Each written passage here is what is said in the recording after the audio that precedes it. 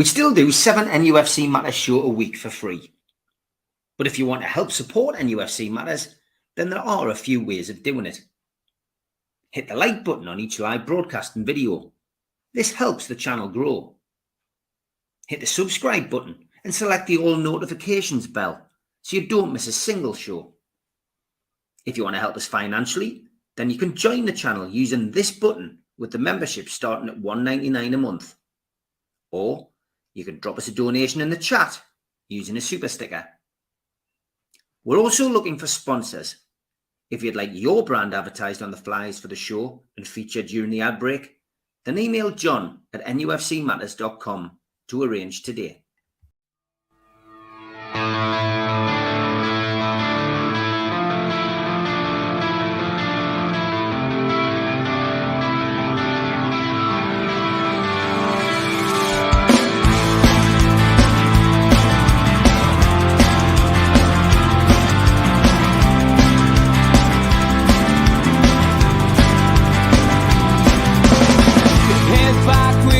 Attack. It feels like I've been talking to myself again, but it's the only way you're ever gonna learn. You look back and it's all in the past. I'm dwelling on the thoughts I cannot say to you.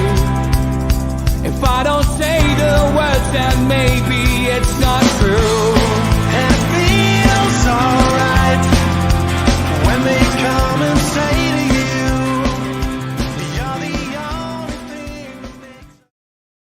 good evening, welcome to NUFC Matters, the three amigos, the perfect way to kickstart your Newcastle United weekend. And we've got a match this weekend, so we should all be very happy and delighted and very positive. Yeah, that's the spirit, Joe. But unfortunately, we had a press conference today, which means there's only one subject matter to start the show with. Exactly. We were talking about this just before we came on. As you know, we don't plan this, but dear me, as soon as I saw the opening gambit of questions from people, it's your show, you take us in that direction. We know it's going to be about the press conference. But first, more pressing matters, the Dementia Centre. As you know, I'm an ambassador for Dementia Matters in Newcastle that do vital work in the community. They have 10 residents at the Bradbury Centre in Newcastle who they look after day care for people suffering with dementia, all different types of dementia. And they also have a minibus, the minibus which takes people in for the daycare. And that's vital, not only for those who suffer from dementia, but the carers, people at home, the loved ones who are really affected by this as well, because they're the ones who have to care at home for their loved ones. And, ultimately, it's a thankless task. As an ambassador, my job is to try and raise awareness. I certainly do that. I've used this platform, as you know, throughout 2024 to do that. We've set up various events where we're making, a little bit of money. We did our end of season do, which raised £1,200 for the Dementia Centre, which was gratefully received. We've got the Up and Coming Long Sands event in January, which is a one-off really for them. They're not a band anymore, but they've come back, and all the proceeds from that are going to go to the Dementia Centre. That's in January. We're doing the fanzine, which of course we're only going to do 200 copies. Pleased to say we've got 92 subscribers now. And ultimately, that 92 subscribers, all of the proceeds for that are going, because the designer's doing it for free. The printer obviously has to charge, but they're charging us a very minimal rate. And ultimately, we've got some money going into them from there. I've obviously got to sort the postage out when the fanzine comes. Once we know what that is, I'll be able to work out the exact amount. I'm going to forward them the money in advance. I'll pay them that in advance, and I'll wait for the rest of the money to come in from subscribers. The reason I'm waffling on about this at the start of the show is I had an important phone call from Bev Reid from the charity this week. The minibus is on its last legs. It's a nightmare for them. If that minibus packs in, then ultimately they'll not be able to take anybody into the centre. And that's a crying shame, because that means that all of those people who rely heavily on the minibus coming to pick up their loved ones is not going to be there. And it literally is on its last legs. I put in a few emails today to 3 well-known people who provide minibuses to see whether they can help. It's a thankless task asking people for nothing, but it's worth a try. I've put onto a community organisation where entrepreneurs put money in, and they have a fund which pushes out money to charities. So I've put an email into them. So I'm trying my best. All I'm asking you guys out there is either book a ticket for the Long Sands event today on newcastlelegends.com or book a subscription for the fanzine. That's how you can help in the chat. I don't want donations to YouTube and into the chat, please, because ultimately, if you do that, YouTube takes 30% and it's no good for us. So ultimately, if you can help, that's how you can help. Don, I've just seen that lovely comment. Thank you, mate. If you do that, Don, that's great. I think you do have the details as well. Don, we'll get in touch. I'll check out your address when you put that in, and I'll get in touch with you and we'll see what we can sort out for you. But it would be nice for you to get something for that. I don't want money for free.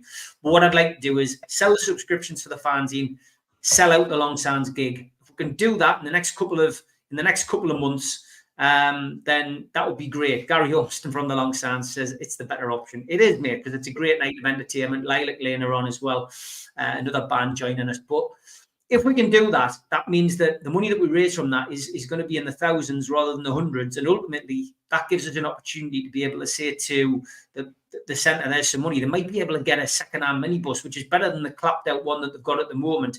They might be able to get repairs, but anything we can give them will be great. So newcastlelegends.com, go to the website, book your tickets for the Long Sands gig in January, or get your subscription to the fanzine, which is 4 fanzines for 20 quid.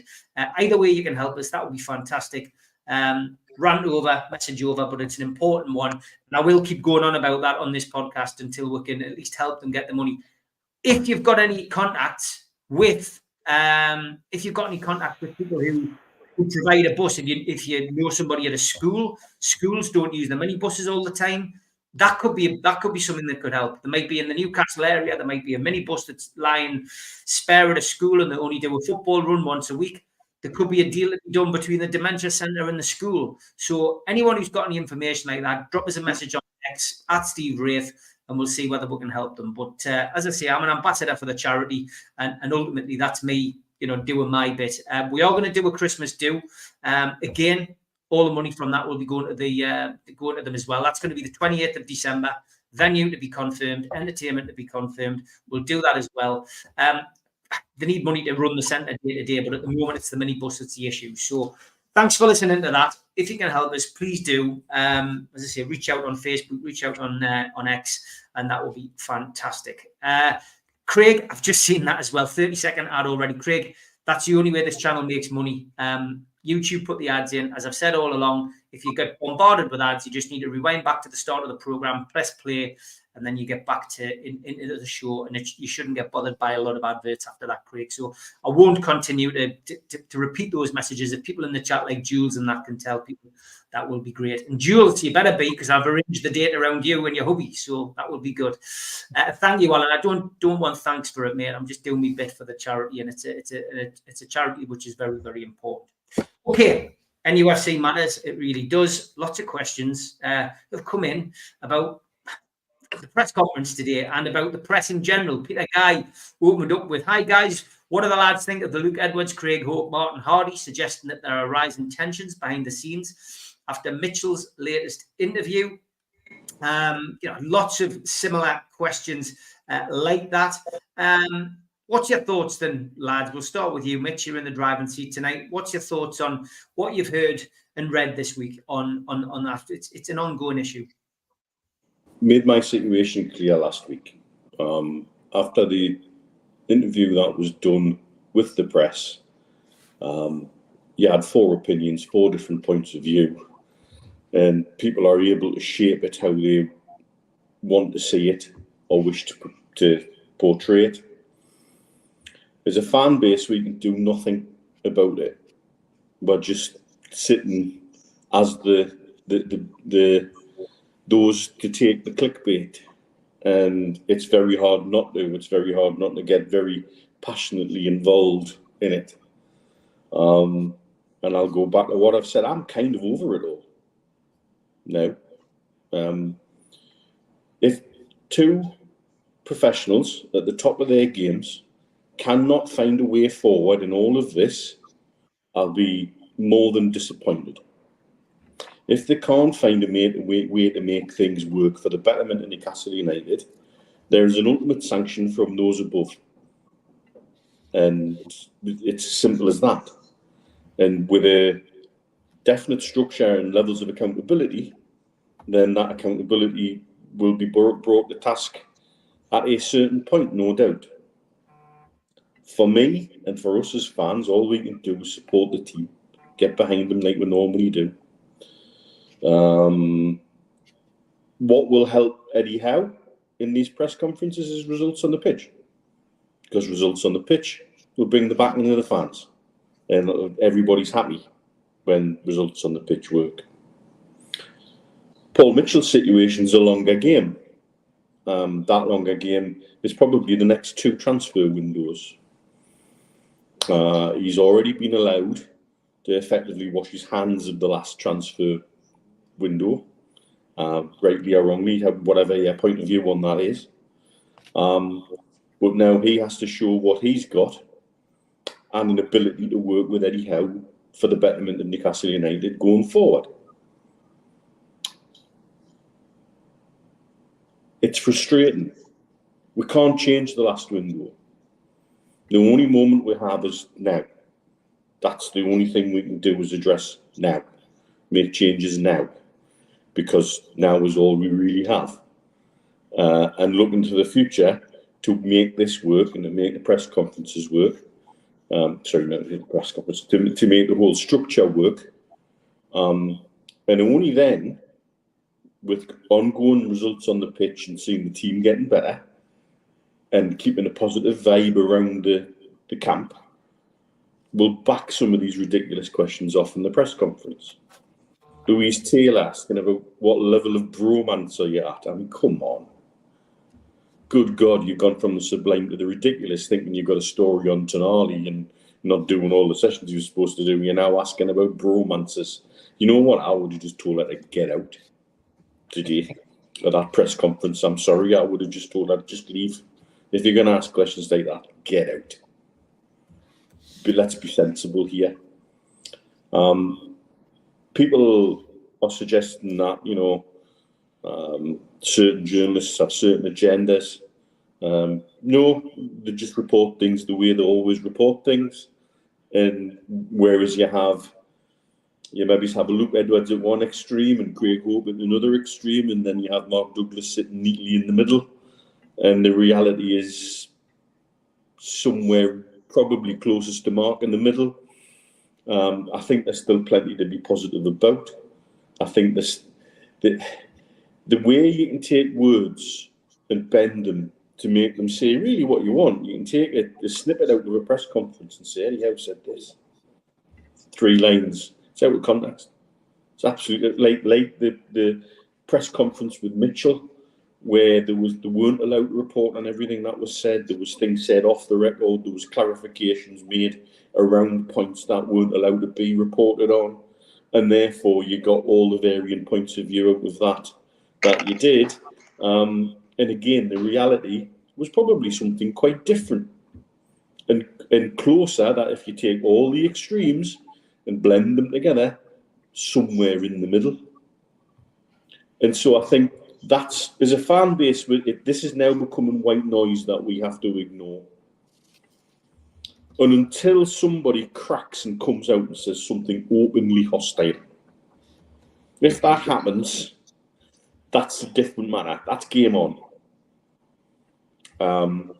Have we had a civil war brewing? Again, I'll take everybody back to June. Something went horrendously wrong behind the scenes in June that led to Amanda and Maydad's departure, the PSR debacle, the sale of 2 youngsters who eventually saved our skin from a PSR perspective, when I genuinely believe everybody involved with making decisions believed that Bruno would go with his release clause activated. And when that didn't happen, oh fuck, we've got a problem.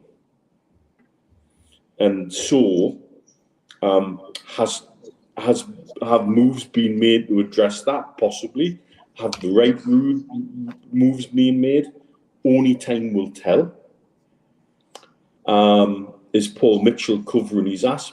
To a degree, but I think he's also delivering a frank dose of honesty. And let's not forget, the person he's attacking here is Ashworth, I'm quite convinced of that. It's got nothing to do with people in place. It's got nothing to do with Eddie Howe. I think everything that Mitchell is attacking is Ashworth. And so all of this sort of lingers on, and still our CEO remains silent on it all. Yeah. And I believe that's appalling leadership. That's not leadership of any kind. So time will tell on that front as well.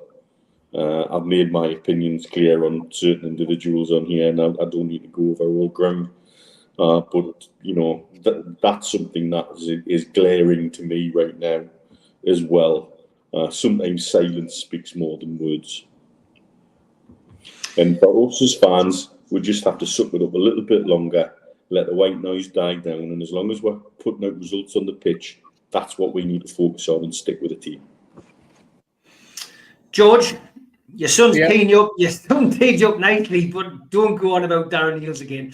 We've already heard what you thought about Darren and chasing people down roads. But honestly, just give us your opinion on the whole Mitchell, the whole Mitchell situation. And how situation. What did you make? I put a tweet out today, George, which as you know, we all have a big chat in my WhatsApp groups and all have a chat about different things. But Steve Hasty put something, and I just adapted it slightly, and I just put the quote from Mitchell, George. I put Mitchell says, "We speak every day." How put and then how never spoken to him since interview, and never spoken to him since his interview. And been no discussion about January transfer window. And then I've just put, thank God football is back. How are the lads? NUFC. That's how I feel, George, in a nutshell. Well, and there's a few people like Chippers in the chat that says exactly the same. I'm only bothered with the Newcastle win on Sunday. I'm sick of all this. Yeah, well, and to a degree, me as well. But the interesting thing about today is I just said before we started, was for me is I watched Eddie's conference and the answers he was given during this week on all the shows I've been on, from Fans Forum all the way through to even my Ask George on Wednesday and other things that we've done. You could predict what was coming up today, couldn't you? You could predict what the questions would be at the press conference. It would be all about Mitchell. And Eddie Howe did exactly what I expected him to do. He did what Spenny did for us on Wednesday, sent a list of the names that were bought and how successful it had been. And Eddie didn't need to say any more. He didn't need to say, that's one to you in your face, Mitchell, because he didn't need to do it. It was done for him. It was all there. The only exasperating thing is Neil's done it, and I'm not going to go on about Eales, but he's the elephant in the room, isn't he? In all that conversation we've just had, and all of the things that's been happening during the week, the one name that is glaringly missing is the chief executive. When they wanted to stop the Gehe thing, it wasn't the chief executive that stopped it. It was the bloody chairman back in Saudi Arabia. And I think it's no accident that he came to Newcastle last weekend. And if anybody is any doubt about what would happen if this goes on, this apparent infighting, and I tend to agree with our Neil that Mitchell's really having to go at Ashworth, not Eddie Howe necessarily. But at the end of the day, if it goes on in the same sort of vein now, I have no doubt the chairman will do what needs to be done. And that's when you'll hear the owner speak. We have people saying, want to hear the owner speak. Well, you hear them speak if it goes on like this, because it's deplorable, actually, in many ways. And there's a mismatch, isn't it, that we've lost. And I hate to go back to Amanda, but you can't help it, because all of the little things that would be tied up, that would be coming out after big press conferences or people talking to one another, would be tied up with Amanda and Maydad coming on and saying, well, this is what's happening. We don't have that kind of link anymore.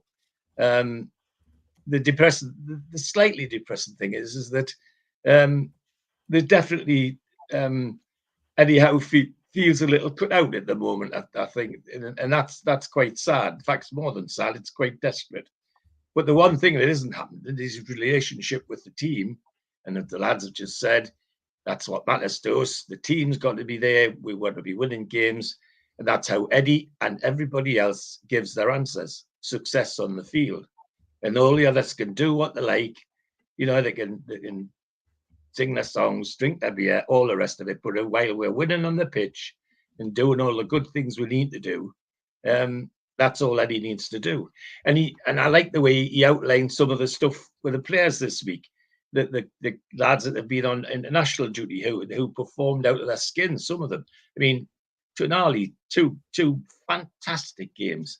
He even picked up on Lewis Hall's fantastic game for the under-21s, and it was fantastic. I haven't seen the whole game, but I've seen all the clips, and it was outstanding. And you know, Anthony Gordon's back and given 2 super interviews.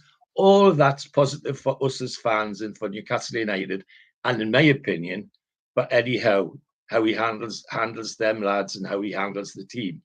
So it's the others, it's the Paul Mitchells and the other man I'm not going to mention again, who have to do things to make we believe that there's something happening, that they're going to do something good for this club. And they're the ones that have to convince me, not Eddie Howe. And interesting that nobody raised the England job with Eddie this time. And they should have done, because Carsley's not going to get it, is he? He sacked himself.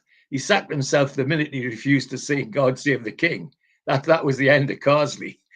He's not going to get that job now, because we're dealing with one of the most conservative organisations in the world, the FA, and they're all wanting their OBEs and their CBEs and their knighthoods, and he ain't going to get it if the England manager doesn't sing "God Save the King."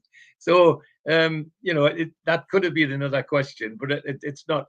And I hope it's not for us either eventually. But yeah, Eddie Howe's in the driving seat for me. It's the others that have to do things to prove that they're doing their job, and that for Newcastle United, the one thing that couldn't be levelled at an agree. Matt, we've got to move on from Amanda, but the one thing you could never level at that woman or her husband was that they weren't for Newcastle United. And the others that we'll be talking about today have to demonstrate that they can do their job, and it's a good job for Newcastle United. But it is, you know, so predictable this week. It was depressing in some ways. It was, yeah. I was with Joe Allen this afternoon. He'll be starting his podcast next week, so keep an eye out for that. He said that the front runner for the England job is actually Frank Lampard.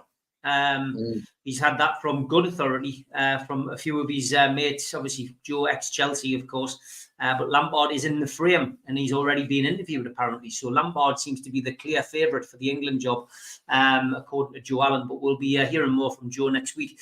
Steve, interesting. By the way, thank you to everyone so far. We've had 5 more subscriptions for the fans. You can keep them coming, please. Let's get over 150 like by the weekend. It would be great. There's enough people watch this show to do it all by yourselves. 20 quid, 4 issues. I'll post them out myself in October, and then obviously the next one comes out towards Christmas. But get behind the minibus, and you know, whatever the need, we'll try and support them on this channel. But yes, Steve, go on, give us your views, mate. We've had plenty of exchanges in my WhatsApp group today, and over the course of the last week or two over this. But I mean, it's as clear as mud what's going on. But like I say, my stance is I just want to see Newcastle win against Wolves, and to hell with what's going on behind the scenes. They've got to sort it out themselves. Yeah, I mean that the club exists on the pitch, doesn't it? It exists with results, and it exists in terms of what we do and how we feel on a match day. But what happens is we end up in a situation whereby if nothing's coming out of the club, there's hell on, because fans are desperate for information and start their own rumours and stories. And when there is things going on and it comes out the press are immediately accused of making things up, and it's coming out of their own imagination. We're stuck somewhere in the middle. I mean, Mitch is correct in what he said, which was obviously this all kicked off back in June. But I think it actually, for some of us, from our point of view, it was a little bit earlier than that. We know it all changed when Amanda left and everything in the Euros. But prior to that, everything seemed to be ticking on nicely. You know, you look to the back end of the season and we were linked with Tosson and we were linked with Thiaw. they were very much in the frame, according to some members of the press. Other members of the press will tell you that one of them was a non-starter, the latter, in Theo. Now, I don't know whether that's true or not, but I spoke to a couple of press people, and that's the feeling that they put over, that Theo was never in the frame for Newcastle United, and he did drift off very, very quickly. But then you move on, and we know that there was an agenda forming back in probably February. But I think the real catalyst for it goes back a little bit even earlier than that. And I think it goes back to Darren Eales' press conference or discussion that he had, where he talked about everyone having a price and, be prepared for people to be sold. Now, from my perspective, that's not what you want to hear from the chief executive of your football club. You want your chief executive to be bulling your football club up. What's going on in the background? He can say whatever he likes as long as it's positive, because his job is to keep us in a positive frame of mind. But I think when he starts saying that everyone has a price and, there's players going to be moving on, etc., what that does is, if nothing else, it shakes up your opponents. It shakes up your Liverpools and your Manchester Uniteds and your Arsenals and your Chelseas of this world. And it gives them the opportunity to start sowing seeds in the press that may well be made up. But it's all part of that internal game that operates within football clubs, to do everything you can to undermine your opposition. And I think that's where it started. I think that was the first sign of things not being right at Newcastle United, when they come out and say things like that. I didn't even say that. I'm just letting you go. Mark Byers and the problems in the name Mitchell, proper worky tickets. Well, three's a crowd, isn't it? Is that what they say, lads? Three's a crowd when it comes to a Mitchell. Funny. But I mean, that's where I think it sits, and I think that the CEO's role is to beef up the club, not to give us or be the bearer of bad news when we're 6 months before the window is opening and that type of thing. So I found that very disappointing. Mitch mentioned today's press conference, and the only thing that was missing that I expected to hear, and this is obviously I'm being a little bit flippant here, was I expected Louise Taylor to ask Eddie whether Tonali, when he was away on international duty, whether they'd monitored the amount of pasta he's eaten or something like that, because that's where done one of his workshops. Yeah, exactly. But I suppose George is right as well. In the statement that was made, that Mitchell was really targeting Ashworth as his predecessor.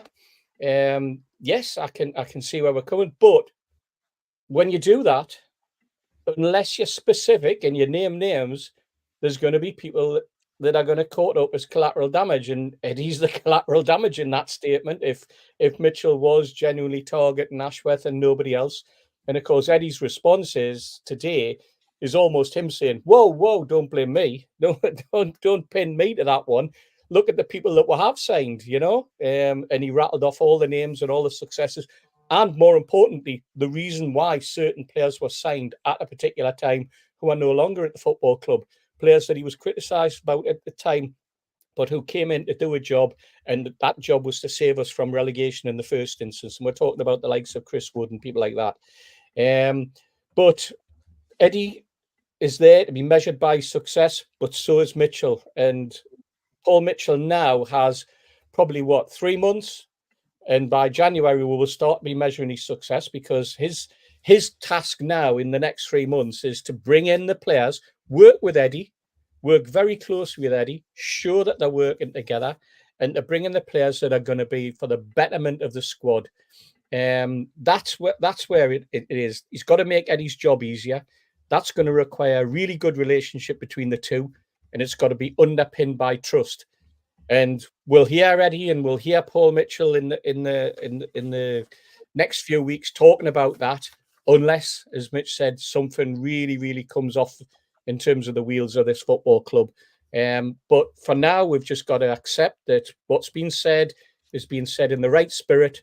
And what we can't do is we can't start targeting press lads. Certain press lads have contacts on certain sides of the fence and certain relationships that they've manifested over the last 2 or 3 years, and others have relationship on the other side again. So some will have relationships with members of the board, some will have relationship with members of the playing staff and the coaching staff, and they build up their relationships, and they'll be spinning their stories and their articles out very much on the side of where they're getting their information, because that's where it comes from. That's how the press work. What the press don't do is they don't make stories up. We've got to kill this one before anything else. That the likes of Craig Hope and all the rest of the lads, Luke Edwards, Mark Douglas, all the professionals, all the lads at Newcastle World, all the lads at the Chronicle, Lee Ryder, they put the facts down as they see them and as they read them from the mouth or the earpiece of the person that they're in discussion with. That's their job. It's up for us. It's for our benefit that they're putting out the press pieces. And if we start to unpick those press pieces, as is very, very easy, and I've unpicked them all week in terms of what was said, it doesn't necessarily mean that my unpicking makes it right or wrong. It just means that I'm drawing an opinion from those words that I'm reading. And that's what we all should do. And we all should just then take a step back and say, roll on Sunday. Roll on Sunday, indeed. Joe, welcome back after your sabbatical last week. What's your views on this situation? I just feel like we've been bogged down in all this off the field crap for the last 4 or 5 weeks, and it's just dragged on and on. We've gone from transfer window to post transfer window trauma. Yeah, good to be back, Steve. I'm starting to feel really privileged that I don't get to see these Friday press conferences, because it just sounds like it'll boil me piss. One of the things I am interested in is, did anybody talk about football? We've got a game on Sunday, I think. So, we've always been an easy target for the press, haven't we? Because of the fan base and because we care and we get passionate and it can be quite divisive at times. So naturally, if my job was to write in a sensationalized way, headlines that may or may not be true, that maybe could be enhanced a little and maybe goes against the majority, then yeah, I'd go to a Newcastle United press conference, because I think we're sitting ducks sometimes. Do we do ourselves any favours? No, of course we don't. Is there something going on with Mitchell and how, and who knows? Only the people that are involved knows. And as the lads have said, it'll all come out in the wash. Whatever happens on the pitch on Sunday is fundamentally what we'll be judged by. But so will Paul Mitchell in time. So will Darren Eales, and ultimately so will PIF. This is about football. So yeah, everyone's got the leads, everyone's got the stories, everyone's got the leaks. I think you have to be super intelligent. There is a truth in the middle of all of this somewhere. I think the skill is just to kind of find it. But I'm almost getting a little bit bored by it. It becomes a circus. It becomes, he said, she said. What we could do with, I was thinking about the Mitchell and Howe thing. And do you remember when Dyer and Boyer battered each other and Souness marched them out and they had to say sorry and we love each other? Is that what we're coming to here? Because I think if, as a football club, as an organisation, if we can come out, if the individuals can come out and say, listen, there isn't a problem here, that stops the headlines. There isn't a headline anymore. But we're back to the transparency argument. I'm not going to mention Darren Eales, but he needs to be the soundest figure in all of this because he's the boss. Let's put it to bed ourselves. A transparent organisation, would stop this overnight. Cut your bollocks. There isn't a story. Let's start talking about Alex Isak. Let's start talking about the international, the lads' performances. Anthony Gordon, Sandro Tonali, Alex Isak was scoring goals. We've had a really, really good international, 10 days or whatever it's been. So can't we just start talking about football? That's all I'm asking for. Yeah, I would agree. And football can appear, as you're right, mate. He said, Steve, I think Chris Wood was a success from PSR point of view, did what we needed when in relegation trouble. You're right. we do have to sell our best players sometimes, football can't be. I'm going to send that as a little clip to Malcolm MacDonald. He'd be going he's got a bad back injury at the minute. He'd be going mental when he hears that. Okay, let's put that to bed because, you know, we've spoken about it. We don't want the whole show to be taken over by that. There's plenty more to be talked about. And there's lots of questions come in. Tom McGuire says one. He says, so, George, what do you think about Darren Eales? We're not asking George that. Go on, George. We'll go with this one. And then I'll come to you, Toonson Burrian, who's put a question in as well. Jimmy says, just to get off the How Mitchell gate. Question, 2 weeks away, but do you think Eddie will play a strong team against Wimbledon in the Cup match? I think he'll play as strong as he thinks he can. I think we're not in a position to take the piss out of competitions the way certain teams do. And that doesn't seem to be Eddie's style either. I think he will make changes. He's got the ability to make a few changes, but I don't think it'll be as weak as what you might think some teams would rock out. He'll certainly make some changes, but he will respect the competition for what it is as well. George? No, I think Eddie Howe learned a lesson. Was it last season or the season before, when he tried to be clever against Sheffield Wednesday and it cost with the game. And he tried to win it back by putting all the substitutes on later on, and he couldn't do it. And I think that taught Eddie a lesson as well as us. So yes, he might make some changes, but he can make changes without it necessarily being a really much weakened team. And see on the strap they're talking about the Sanusi lad going on. Great. I mean, it's an opportunity. It wouldn't surprise me as well if the Danish centre forward got on. If at some stage he'd have to give Alex a rest or even start him to give him a rest.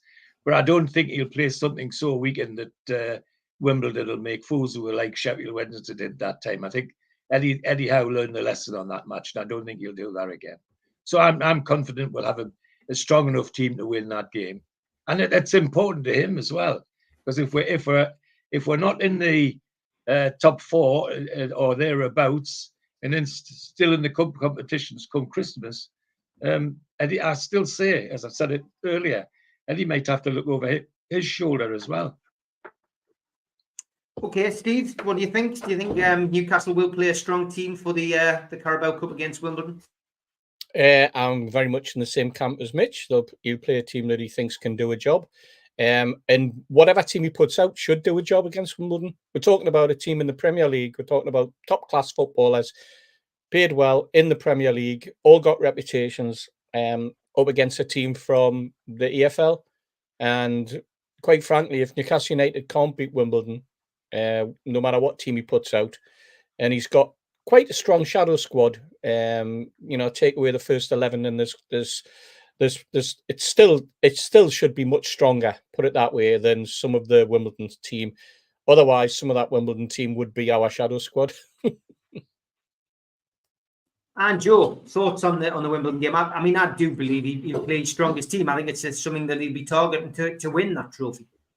Yeah, start as you mean to go on. Winning's a habit, so why wouldn't we? I do agree with what Steve's just said. I'd like to think that whichever 11 he tinkers with, whatever he does, hopefully the squad will be strong enough. But again, it'll depend on who's fit, who's injured. And I think if you link this conversation to the last conversation, what Eddie Howe doesn't need at this minute in time is giving anybody any ammunition. So he'll put a team out that wins that game. Don't worry about that. Okay, there was another football question. Toonson Burry, and he says, should Gordon play on the left wing, Mitch? Good question, because Barnes is in good form. I think if he's playing Barnes and Gordon, you give them a remit to swap. You don't pigeonhole them. And if one's having no joy against the fullback, get them swapped over and try the other one against the fullback. I think it would be dangerous to pigeonhole. And so for me, whichever way around you want to start them, if that's where best two are weighed, and I think it is at the minute, let them roam. Let them have a bit of a free remit to upset the fullbacks and get under people's skin and then swap across. I don't think that would be beyond Barnes and Gordon's football intelligence to be able to deal with that. And I don't think it's an outrageous idea to think that, well, you're both playing for a place, and it doesn't matter whether you're on the right or on the left, go out and wreak havoc. George, you've watched Gordon. Both have the ability to play with left or right foot. They're both 2-footed players and capable of. Some of the goals Barnes scored with his right foot, like the one he scored last weekend, were crisp and couldn't have been better. And that's his peg leg. So no, they're both capable of coming in from the right or the left, and I think they would enjoy the ability to wander.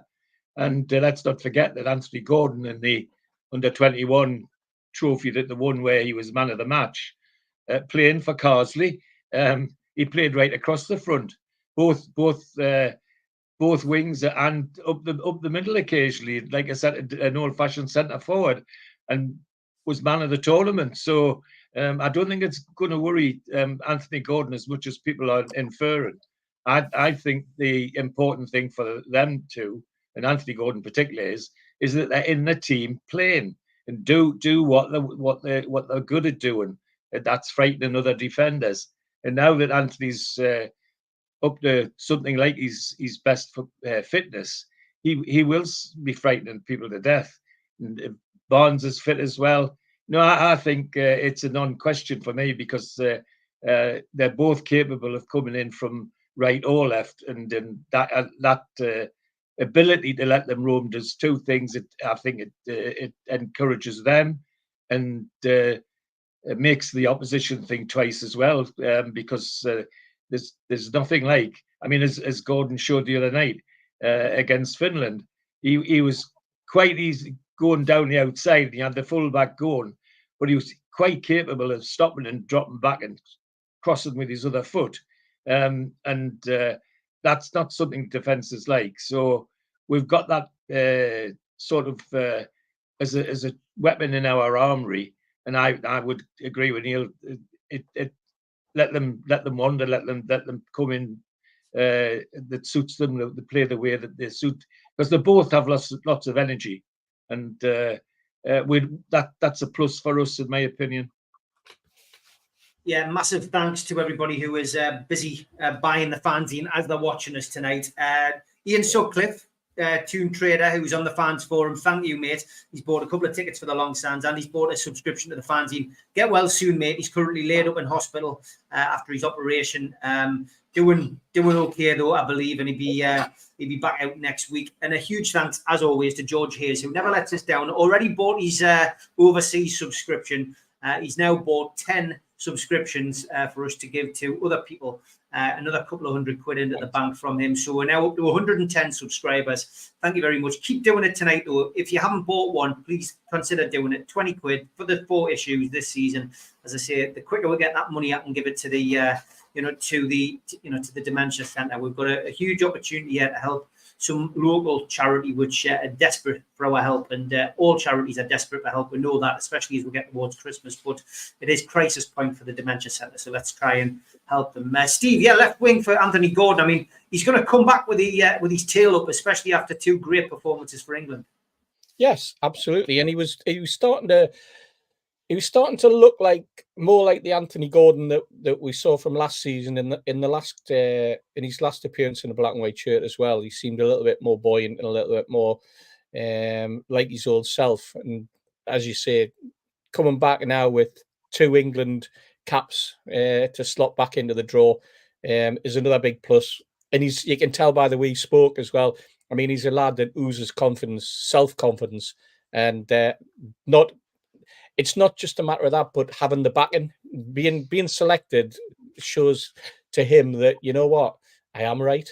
It's like that. It's that little bit of a buzz.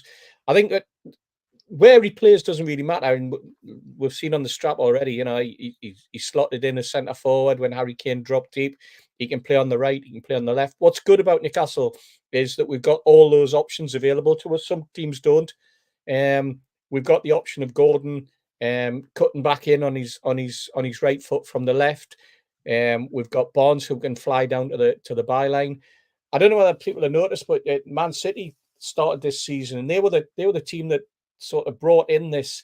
It's not ticky tacky as such, but this inverted fullback, inverted winger scenario. You know, the left on the right and the right on the left, and everybody's been sucked into that. And this season, he started with a left wing on the left hand side, a right wing on the right hand side, and he's been hitting the byline. And what he's doing is he's and this is what Guardiola is really really good at. He's been able to suck teams into thinking, you know, central defenders, you've got to have someone standing up and solid and facing the ball. Now all those central defenders and fullbacks are now. The fullbacks are now having to chase down the wing, chase after the winger, and the two central defenders are turning and facing their goalkeepers now, and they're thinking, "Christ, I haven't done this for 5 seasons. What do I do? I'm panicking." This is what, you know, teams adapt. Teams have got to adapt. And Newcastle United have got that ability. We've got players who can hit the byline and put crosses in, or we can put crosses in quicker and earlier, or we can slot through the channels to the likes of Isak making runs. And we can hang back deep, and we can break from left, we can break from right, and we can break through the centre. So all that Howe needs to do is get the blend right, decide what he wants to do, and this is where the tactics of who the opposition is that you're playing, and that's the beauty of football. That's what it's all about. It's about being able to stack yourself up against the opponent and face up and say, right, these are our tactics, but after 20 minutes, we're going to do this. We're going to catch them out on that. After half an hour, we'll vary it. Newcastle have got the ability to vary it. Some teams don't. So whether Gordon's on the left or on the right, it doesn't really matter because you'll get a performance out of him. And your thoughts, Joe? Yeah, I think what we're talking about is options, and isn't that nice? You know, like you say, you play what's in front of you, don't you? And if it's not working, we've got the ability to tinker it and change it.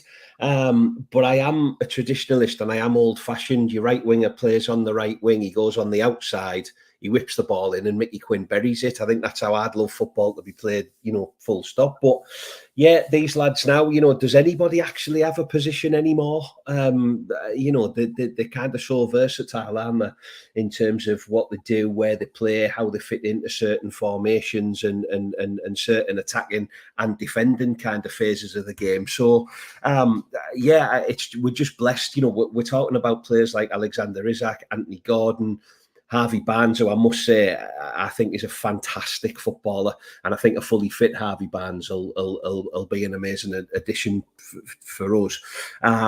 So yeah, just you know, it's nice to see.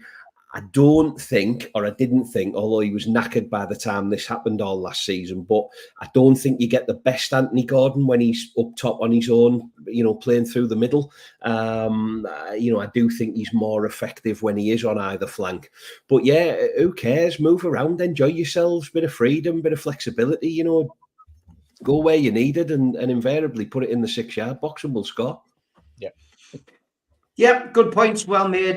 Just want to give a check out. David Barkley, thank you very much. He has subscribed to the fanzine tonight. I'm just going to go through the rest of the names. Bear with us. David Barkley, Mark Byers, thank you. Ian Sutcliffe, Gary John Dunn, Douglas Hall, Keith Foster, Anthony Nichols, Stephen Dunn, Stuart Hayes, and Colin Hogg have all subscribed tonight whilst watching the show. Please do give us some support. George Hayes as well, massive generosity from him tonight. Please continue to subscribe to the fanzine tonight. Let's get it to 150 before the weekend's out. That would be fantastic. NewcastleLegends.com, just so we can help raise some much needed money for the Dementia Centre, which will be very important to get the minibus back on the road. Bev Reid is going to get us a figure. And I think what we may well do is maybe set up one of those Just Giving pages as well. I've told her to get a bit of publicity behind it. That's what they should be doing, utilising the Chronicle to make some good rather than make mischief about Newcastle United. It would be beneficial if they could help a charity, a local charity. That might be more beneficial. Anyway, 50 minutes into the show, as always, got plenty to get through. Let's lighten the mood a little bit with a bit of this.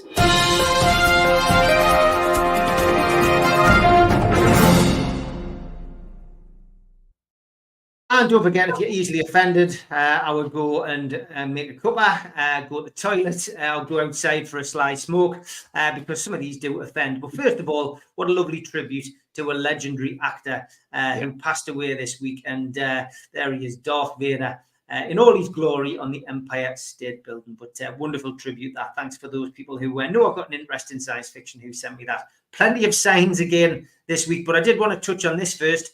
Playing Subbuteo, lads, in the 1970s. This photo really captures that decade with the curtains, the carpet, and the furniture. What a great picture! I've got to be honest, I wasn't. We weren't that posh in our house to have the stand and the cameraman and all of that. But we did have the goals, etc. And I did used to cheat quite profusely, lads. I used to flick me goalkeeper, which, if you remember, wasn't allowed, knocking everyone's players over and guiding the ball into the back of the net. But I was only playing my brother most of the time, so that didn't matter. I was listening to a podcast, Steve, with Graham Souness, and he was talking about Bob Paisley. And apparently Bob had a Subbuteo pitch and all the players lined up when he did his team talk.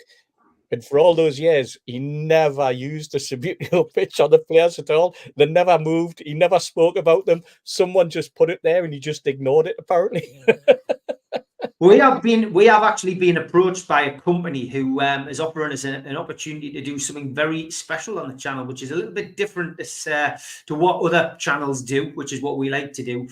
Very Sky-like, I have to say. So keep watching, because it'll be demonstrated on here soon. I'm going to get Kev involved in that, our resident coach, which should be interesting. So keep your eyes peeled for that. Should be interesting. Okay, signs: no camping. Beware high population of minges, lads. Oh, yeah. and there's one of those deadly minges. There's one of those deadly minges. I think that's Jasmine Dean, mate. Not far from Steve Hastings. No worse than when you get bit by a minge. Jesus. It's not, exactly. Please be patient with the bar staff. Even a toilet can only serve one arsehole at a time outside a pub. And as always, people then in all these shops find some wonderful things. Sweet chili fanny flaps. Possibly you could have that on a picnic at that place where you get minge. Anyway, fantastic. It's in a chili wrap. I'm not sure which shop it's from, but it looks Scottish. Anyway, dear me, how you think people would spell check these things? Jimmy Moore, thanks for this. Touching wires causes instant death. $200 fine. Oh. Why did it have to be Newcastle Tramway Authority? Where is Newcastle in America, Jimmy? You'll have to let us know. Forget about the idiot that did this. I'm just fascinated. In the Midwest. All right, thanks, George. I'm just fascinated that I spent 30 minutes trying to pronounce it. Get Mike Tyson to do that. Road closed. Chip shop open as usual. Oh, my God. And this made me laugh. I laughed too much at this one. Drunk octopus wants to box you. And the kids weren't happy when we got to go to Disneyland. Has Stu Penman been busy this week? Cut your own grass. He was in the chat earlier. I hope you saw that. And there's another one. Psychopath to Inverness. And Elton John got his pet rabbit a treadmill. It's a little fit bunny. Oh dear. Unfortunate names for presenters often appear on here, and signs behind presenters. Oh, dear me. And never underestimate the power of a duck, lads. Thanks, Jack. And the fly landed here and started telling jokes. I wanted to stop him, but he was on a roll. Oh. And Anus Kitchen is now available on Food Hub, lads. Get 15% off when you order directly. anuskitchen.co.uk. Graham says he thinks he'll pass on the lamb kebab. I think so. And unfortunate names. I've got a place where he can. I know senior pastor. I've got a place where he can visit Terry, and here's superb. That's class. It just certainly is. It's a wonder no one's inboxed her yet. Poor woman's had it tough. She's been to. And Gary Scott for this one. He says, there's no such thing as a perfect name for a fire. Lieutenant Les McBurney. I did snigger at this one as well. You just got to respect the penis. You've got to honour the ball sack. Oh, very good. Very good. Gary Lineker went through his entire career without receiving a booking. Paul Rapids responded, so did my father. Lovely fella, but a poor DJ.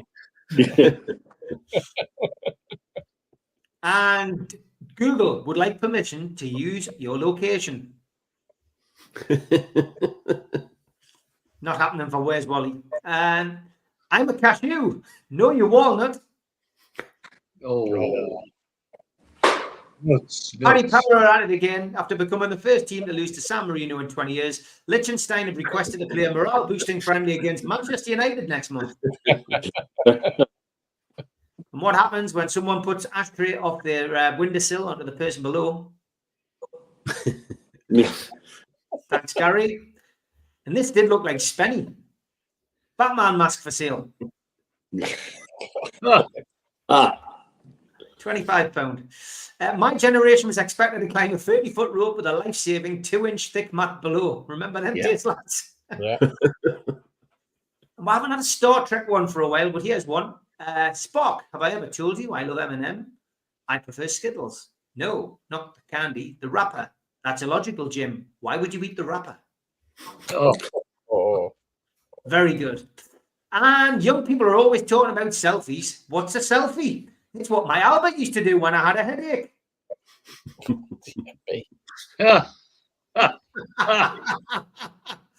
And another singing, if I sing hello and you think of Lionel Richie and not Adele, then you can probably predict the weather with one of your knees closed. And don't go breaking my heart. I couldn't if I tried. Okay, now. Yeah. And if you're happy and you know it, clamp your ham. Clamp your ham. Only Star Wars fans will see it. Brilliant. Yeah. I've got another one of them lined up for next week, which was a late entry by somebody, but I'll keep that for next week. And this is following on from the tweet we had about the Manchester United goalkeeper. This was hilarious, by the way. Anthony's crazy start to his Manchester United career that's gone unnoticed. Never lost a game that he won. 34 games in 34 matches. Was just 2 goals away from scoring a hat-trick once.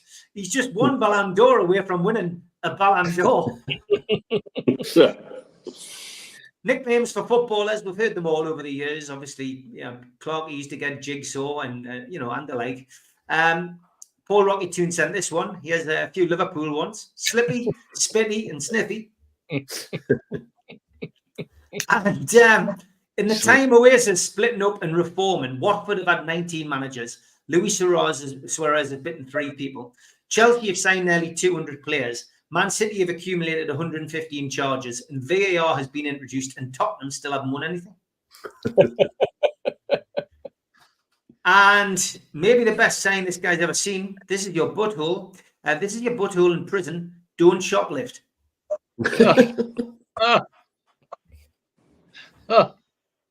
Bakeries across the UK, lads. Pasty shops, Pret a Manger and Greg's. I just thought that was an interesting map. And Jimmy Moore sent this one. Some people call me the space cowboy.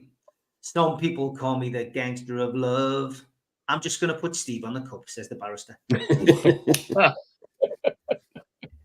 And levels of pain. Slap. Yeah. Childbirth. Oof. Kicking the balls. Ow. Missing out on Oasis tickets. Ah! And okay, go stand next to Grandma while I temporarily blind you. Oh, God, I. Remember that? Yeah, that was flash on the camera. I think that created migraines. This was brilliant. Someone painted the cement barriers into a giant Toblerone bar. Very good, that. Imagine people going to try and eat it. I want men to run after me, says the woman rubbing Jeannie's lamp. Simple but effective. Coming up to the top end of the table here. Northern Lights, we've seen them all again this week. Well, I haven't. Hey, oh, how do? There you go. And number 4, how we unfriended people in the 1980s. Yeah. Cut them out of photos, God. Remember doing that. Top 3. Thank you, Gary, for this one. Pasta quiz, lasagna, and ravioli. Number 2, I changed all my passwords to Kenny. Now I have all Kenny logins. Oh, me. And the winner this week is this one. I lent my friend over £6,000 for plastic surgery. I still haven't been paid back, and now I don't have a clue what she looks like. If you've got a tweet of the week, get yourself on the Facebook group, join it, or like the Facebook page, or follow me at Steve Wraith on X, and you can send them over to me. That is your tweet of the week.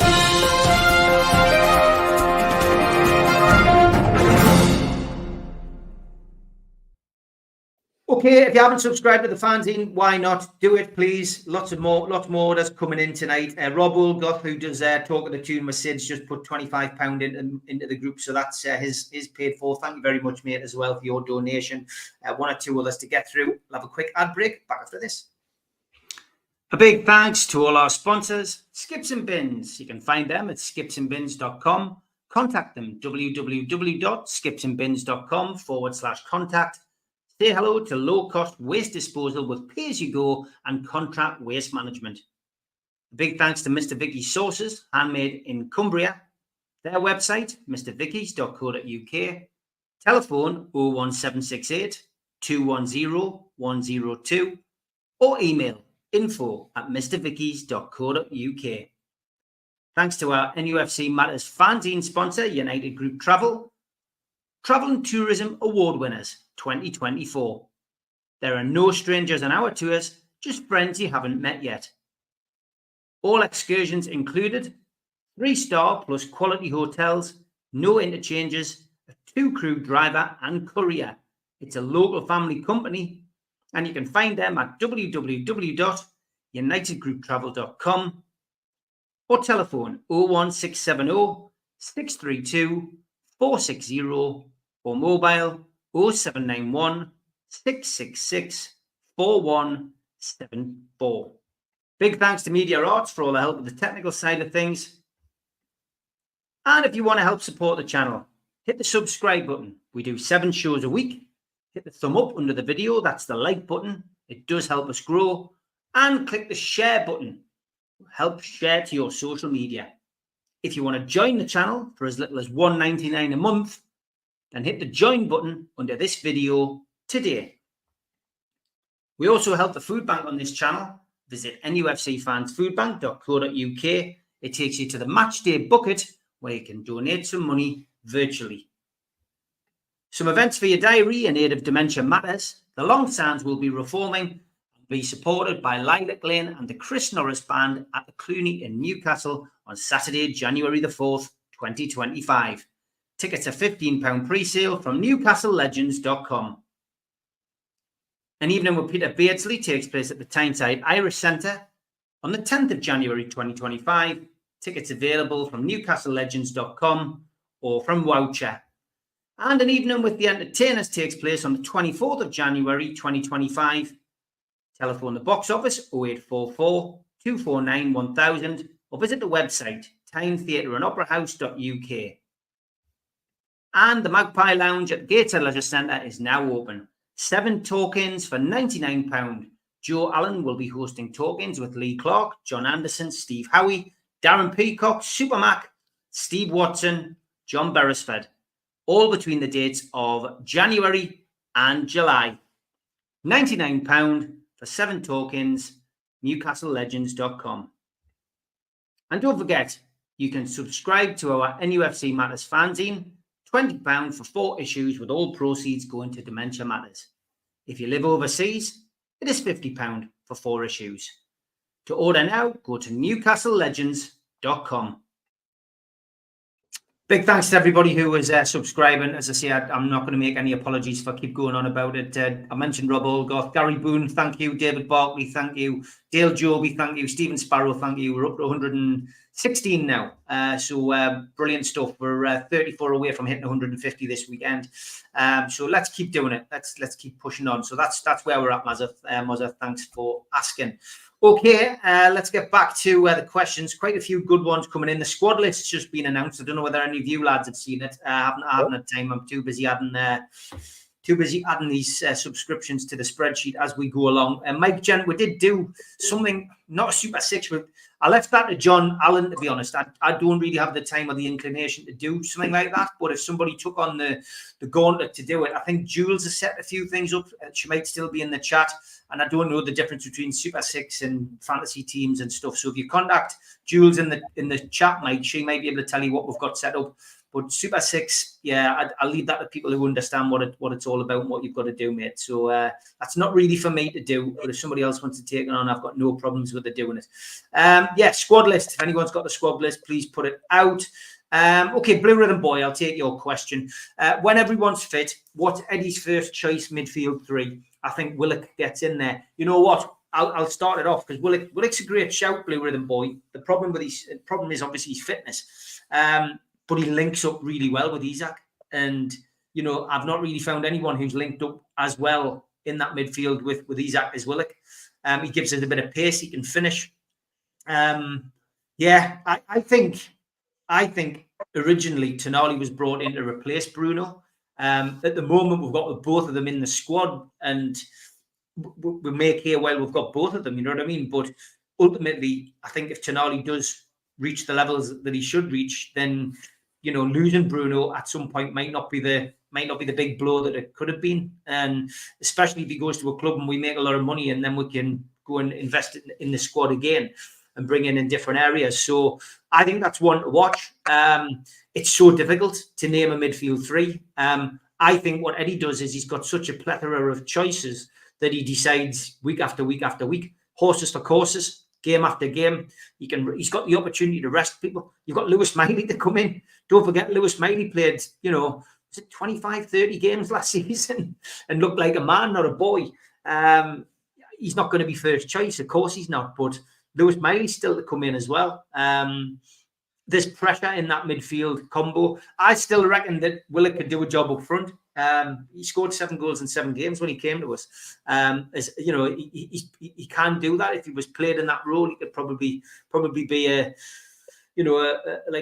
John Tudor Supermac kind of combo with him and Isaac. I think it could work, but Eddie's not going to go down that route. But you know, we've got so many options. But I see where you're coming from. But do you agree with me, Mitch? I just think it's rotation. I think that's what all the good teams do. I think, yeah, we're going to be that rigid. I think you play horses for courses. I think there'll be some games you might want to play an alternative 3 for a different reason. If you were asking me on pure talent and how to fit with everybody else, I agree entirely. You could see that pre-season that Willock and Isaac had a understanding. And they really did tick well in a couple of the games in little 10, 15-minute spells where they really did work well together. On pure talent, does he get into the best 3 in midfield? Yes, possibly. But I think the one that I personally think gives us the most versatility and flexibility is Joe Linton, Bruno and Tonali on that day. But then again, you could make a case for playing how well they did on the left-hand side when you had Willock and Joe Linton swapping between left side midfield and left wing. There was a time a couple of seasons ago where that was an almost irresistible pairing, and chucks another option into the equation. Though others seem to have the left wing role locked down harder. It's a wonderful choice to have a squad like that. And talking about the squad, I've just had a glance at the squad. We've got 5 keepers in it.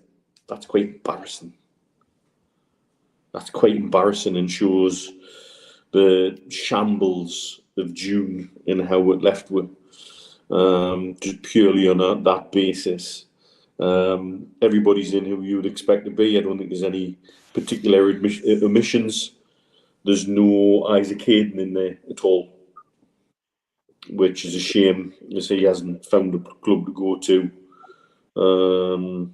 having been let down by Standard Liège and their inability to pay his wages. Lascelles and Botman are both in despite their injuries, which you would suggest, because your next opportunity to change that squad is going to be January, that they're both expected to return well before January, which to me would be a huge risk, knowing how ACLs recover. However, trust the process and all that, I guess. Or is it just the fact that we don't have the squad in depth to even think about leaving people out? And so they'll get chucked in whether they're fit or not. That's probably too negative a view. I think the only thing out of that squad list that absolutely reeks is 5 goalkeepers. What a mess. But no surprises. And as I say, we're seem to have a potential abundance of riches in midfield, and that's something we've not said for a long, long time. And that's because we've held on to everybody. And I have to say, Tonali's performances for Italy through the week, particularly setting up that goal for the left back with a lovely little backheel flick, was phenomenal. Absolutely phenomenal. And he looked good through in all of the highlights I've seen of him playing. And so, what a time to be able to pick and choose what our midfield is. And I think horses for courses is the way we should go. And we shouldn't be so inflexible as to say that's our best 3. Obviously, Stu Penman's keeping us up to date with his squad list. I haven't had time to read it myself. I'm busy backwards and forwards with Bev at the Dementia Centre as well, trying to get a figure offer for a minibus, which is obviously what we're spending a bit of time talking about tonight. But with 5 keepers announced, as Mitch has quite rightly mentioned, as Stu has just said in the WhatsApp group, in reality, minus the 3 keepers, Lascelles and Botman, George, we've got 20 players until January. Yeah, which is a little bit worrying. However, in terms of the midfield, I agree with you. If Willock's fit, Willock should be in the team because he possesses what not all of the others do, and that's an extra yard of pace. He really can stir people up with his pace as well as his ball skills. So Willock gets in for me as well. But isn't it lovely to have 2 players like Tonali and Bruno in the same team? And we've never had that kind of luxury in midfield all the time. And after his box-to-box performances for Italy in midweek, and listening to the Italian commentators drooling over Tonali, I just couldn't believe it. I mean, my schoolboy Italian, even I was picking up the way they were talking about is a machine, in other words. Some of his colleagues talking about that with him, but also he seems to have got a bit of pace as well and reads the game so well. So it's a beautiful problem to have. You could have Tonali and Bruno and Joe Linton in the middle. We could have Willock, and we're forgetting somebody who actually has the shirt. That's Sean Longstaff. We never mentioned him, and he's got the shirt, and you think he's going to give it away as he is, and is he hell? And so that's a nice problem for Eddie Howe to have, and a good thing for us as a squad, as a team. And it'll see we're through to. I would have thought see we're through to January at least. But I mean, I wouldn't be beyond me saying that if they weren't happy with other performances on the left, he could do worse than let Willock have some time on the left and alternate, as O'Neill just said earlier, like he did with Joe Linton so effectively a couple of seasons ago. So it all great problems to have is the way I would put it. And it gives Eddie all sorts of options to shake the team up, shake the midfield up, but also change the way we attack as well. No, I think 20 is a bit short. It's like being just a couple of injuries away from disaster almost. 5 goalkeepers in the squad, and we've got 1 on loan, I believe, haven't we? Crazy. there's a one we bought and sent out on loan. And he never even put a black and white shirt on. So yeah, I mean, what the hell happened there? Goodness gracious. No, I think it's good problems to have. We're in a fortunate position there, and should see we're through to January if all things being equal. Andrew with us, thanks for your subscription to the fan team, much appreciated. Yeah, Steve, it's an interesting topic, this one. Plenty of good questions coming in tonight, so we can avoid the Mitchell Howe debacle. Yeah, absolutely. As Mitch says, horses for courses, but the formation remains the same, 4-3-3. Eddie's quite rigid on that now. But you look at it and you think, you know what? My opinion is that Willock can play anywhere across that middle three, and he can play anywhere in the front in terms of left or right, and I think he can play as a number 10. So I think that's a versatility player, and you've also got that blend of speed, and there's no change. You've got Barnes, who's got pace, Almiron's got pace, Willock undoubtedly has the pace, and I always look back. I don't think we've seen the best of Willock since that fabulous season where he just couldn't stop scoring goals. I mean, the lad's been riddled with injury, which must have been really, really frustrating for him.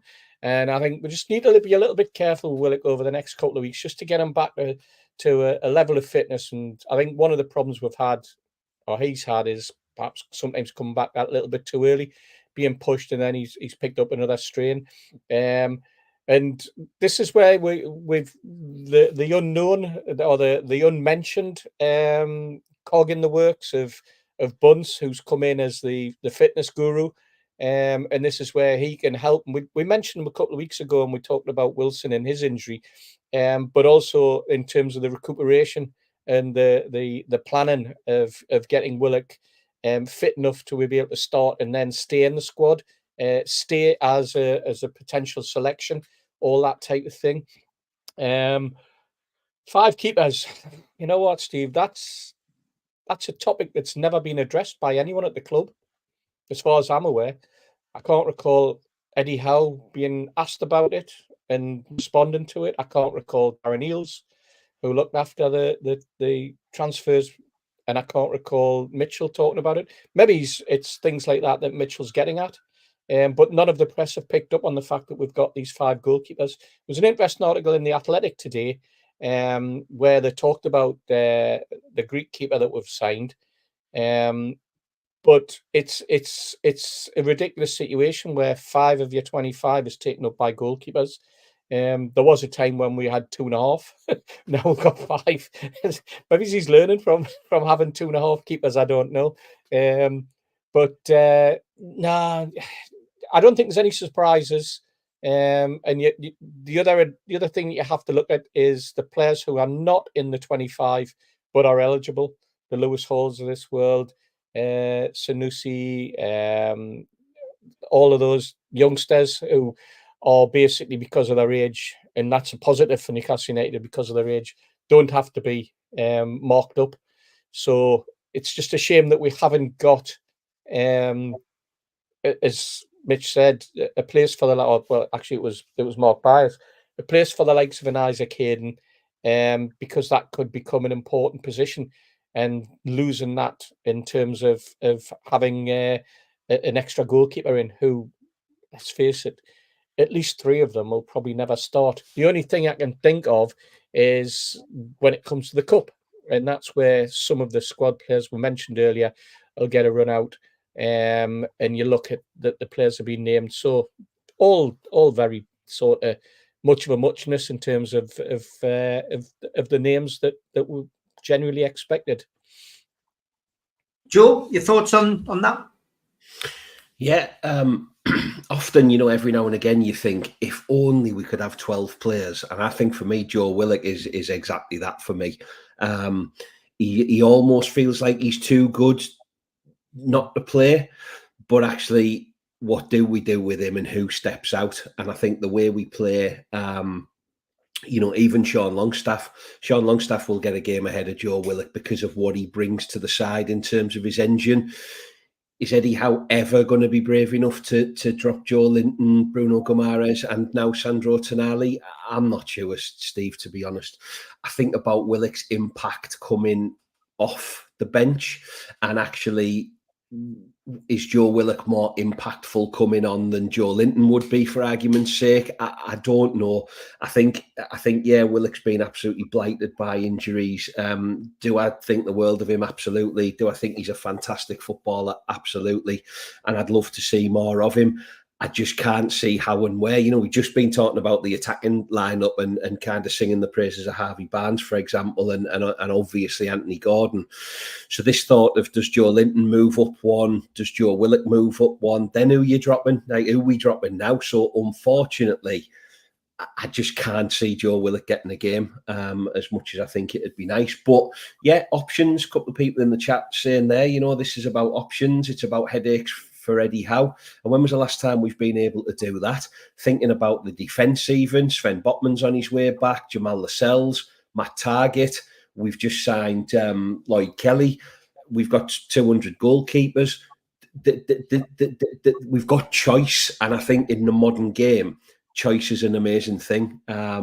So, you know, it's only a good thing. But yeah, Willock scoring goals, coming off the bench, scoring goals, linking up with his mate Isaac, you know, is a really good thing for us. So we'll see.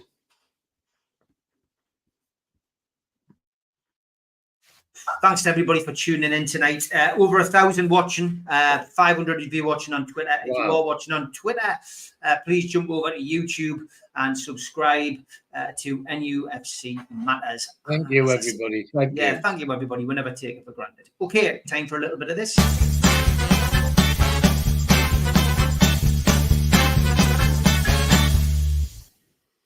Quite a few decent ones as usual.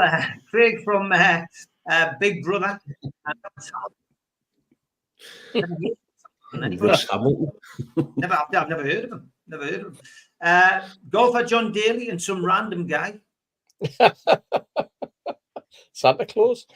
Very good. We've had this one before, Colin, but thanks for chucking it in. Somebody actually reported that in the group, but we've had it before. It's the sunglasses that do it. I think LJG says the time that Geordie Dentist, Stu Penman and Burramag formed an early 2000s emo group. Very good. This one from Sid Stobart. Pimlico Plummer and Barry Manilow. So the Charlie Mullins and Barry Manilow. Yeah. Thanks for that, Sid. I hope you're on the mend. He's been in bed with COVID. Iceman sent us this one. Rod Stewart is trending. He says, look alike. Rod Stewart, look alike there. Looks a bit like Hasty as well. Which one? Yeah, exactly. Which one? Stephen Kennedy had the right idea. He says, okay, lads and lasses, is this Steve Hasty, Rod Stewart, or Barry Manilow? That's the Pimlico Plumber, man. There's a theme this week, isn't there? Paddy McGuinness and John O'Shea from Jimmy Wilson. Yeah. And this one, Buddy Holly. Jim Bowen, isn't it? Jim Bowen. Fantastic. Number one this week. The winner this week, Super Smashing Great. Johnny Knoxville and Jamie Lee Curtis is the winner. Brilliant. If you've got a lookalike, join the Facebook group, like the Facebook page, or go to @SteveWraith on X and drop one on there, and we will pick it up for next week.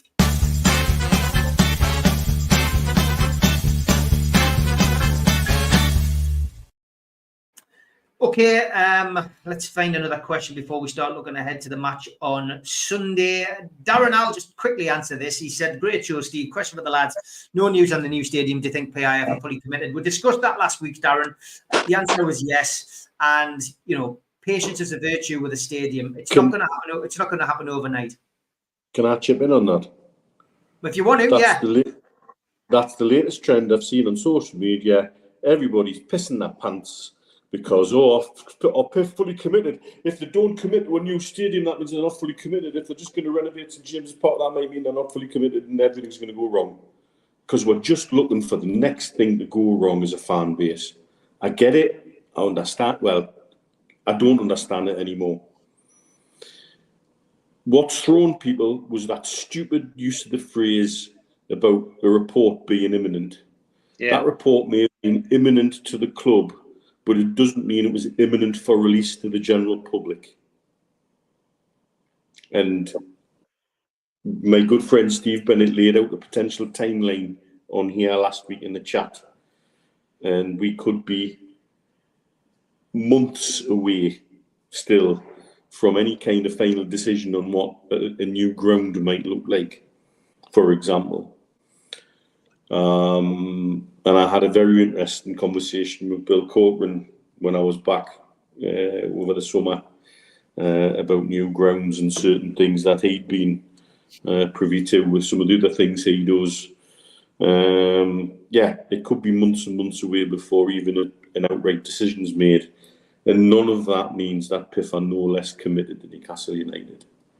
Stop getting your knickers in a twist about worrying about where the next thing that's going to go wrong comes from. All we can influence is supporting the team and showing my support for the team. There's nothing in my mind, nothing in my circles that suggests that PIF are any less committed. In fact, some of the stuff I've been doing with Craig Hope recently, getting to the bottom of who's pulling the strings from the PIF side, would suggest to me they're exceptionally committed. But we're not going to see some of this come to fruition for a while. So please keep a hard and stop looking for the next thing to go wrong and getting all up a height, because it's waste of energy. It's an absolute waste of energy. Put your energy into supporting the team. Yeah, Steve, can I quickly follow on? Well, you can, but I didn't want to discuss it, but you can. Well, I'm not going to discuss it. There was a strap on there about me rattle in it. Right, that's a separate subject. Well, it was while Neil was talking, in relation to PIF, I'm so convinced they're committed. I've painted the bloody thing for the first time since 1955. It's on its way to Wembley, I promise you. Get in, George. I'm still in favour of Newcastle. I still think Newcastle will get to a cup final this year, and I still think that we'll break the trophy hoodoo, and I still think we'll finish top 4. So that was my prediction at the start of the season. I'm not changing it. And Paul says, Mitch, spot on again. Fans looking for wrong things. Like Eddie said, it's just against the rest. Well said. Another fine show, says Dean. Are you doing a Stan Laurel there like that? Anyway, I'll not do impersonations. I'll stick with the singing. I know I'm good at that. Blue Rhythm Boy, we'll take this tomorrow. We're doing the professionals tomorrow. He says, I know you're a tune pod, but I love to hear Mitch's take on Texter's comments and Everton's resultant statement. We've got the professionals tomorrow night at 5 o'clock. Me, Mitch and Stu. Send that back tomorrow and we'll have a look at that. Barry will talk about this. Joe, I'll come to you first because we've just had a little bit of Mitch with the stadium thing. We'll come to you first and go for a reverse sweep. How do you guys feel Bruno's captaincy is going? In my opinion, he's not the right choice. I'd rather have Byrne. What's your thoughts on the captaincy? I mean, it's only been a few games. We've had an international break in between all that. We've had all this kind of discontent behind the scenes, which always filters into the dressing room, Joe. So, I don't think Bruno's had enough games for us to say whether he is or whether he isn't. You know what I mean? What's your feeling? And are you in the Bruno for captaincy camp, or would you like to have seen somebody like Dan Byrne? I appreciate you coming to me first on this one, throwing me right under the bus on this. What do I think? Listen, he's Mr. Newcastle United at the minute, isn't he? He's selling all the shirts. He's an absolutely world-class footballer. He's a dream to watch when it's going well. The conspiracy theorists, it was part of getting him to stay. And I think fundamentally, we haven't got many choices, have we? We haven't really got kind of, we've mentioned Dan Byrne, never let us down. Kieran Trippier arguably won't get in the side again. So who else was going to get this captain's armband? We haven't got a talismanic marauding centre forward like Alan Shearer. So he's the obvious choice, isn't he? I think. And as I say, he's Mr. Newcastle. He can't do anything wrong. The guy's there celebrating when he wins a throw-in. So he's the right choice for me, I guess. Because I don't know who else we'd give it to. Yeah. Steve, your thoughts? My thoughts are that he was brought into the leadership group first of all. And from that, he's been given the armband. He's been given it before his attitude and his performance from probably January last season, right the way through until the end of the season, where he went on that long run without even picking up a booking. Showed he had the self-discipline, the fortitude, and the ability to work for the team. And I think that rubbed off on a lot of the players during that run. I think it showed he had a maturity that perhaps others felt he didn't have, because in his earlier days he did come over as a bit reckless at times. Some of his tackling was wayward. He had that nasty streak in him where he could put his foot over the top of the ball and catch players, and when somebody kicked him, he would go chasing after them. I think with bringing him into the leadership group, that's shown, as I say, a bit of faith. But it doesn't really matter who wears the armband, because we haven't got a particular screaming and shouting and cajoling leader on the pitch. There's the days of the John Terrys of this world have long gone, or the Tony Adamses of this world, the Vieiras, the Roy Keanes. I think what you've got now is that you have a leadership group, and then they all work among themselves. And you've got one representing the defenders. We've got Trippier and Byrne as part of the leadership group. We've got Shaw, and then we've got whoever it is, and then we've got Bruno.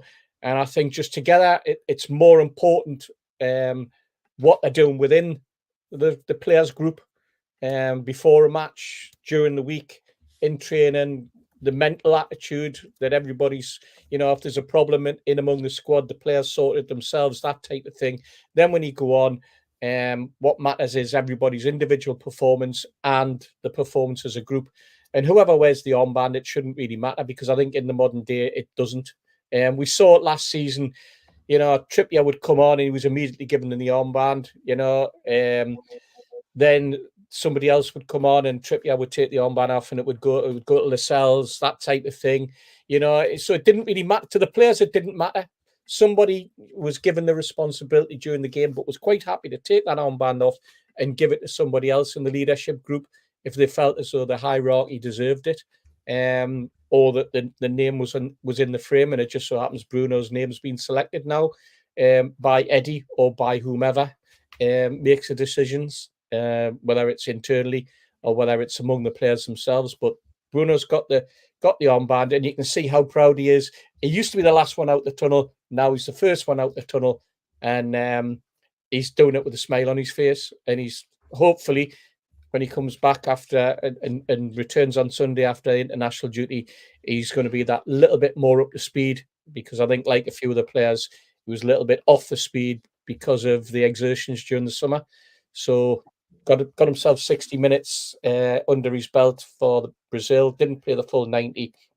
The game doesn't start on Sunday, so he's got a bit of time to recover. So I think everything fits into place in terms of Bruno. I just love the guy. I just love the smile. I love the attitude. He said, "What did you describe him as, Joe?"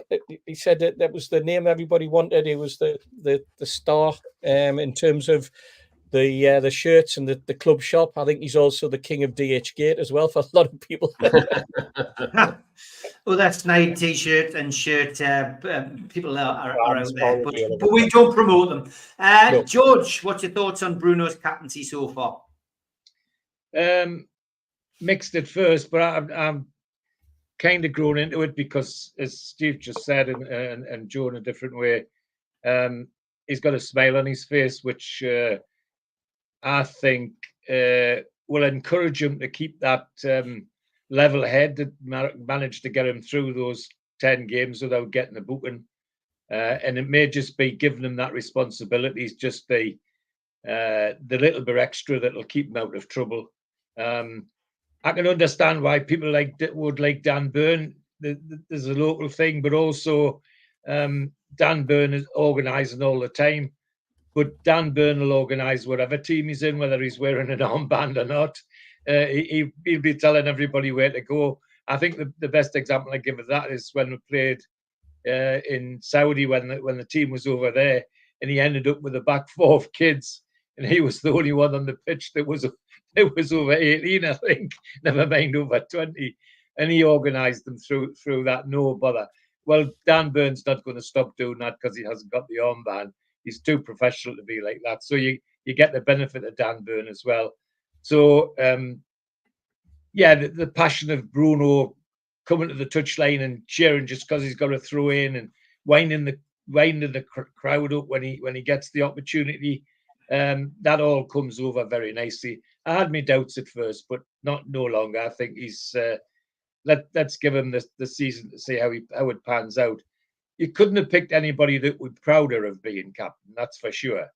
You know, he'd be up there with all of them, even the local ones, with his chest bulling out like a proud peacock, because he loves the place and loves the fans so much. So no, I'm happy. He's entitled to a good run. He's entitled to a good run.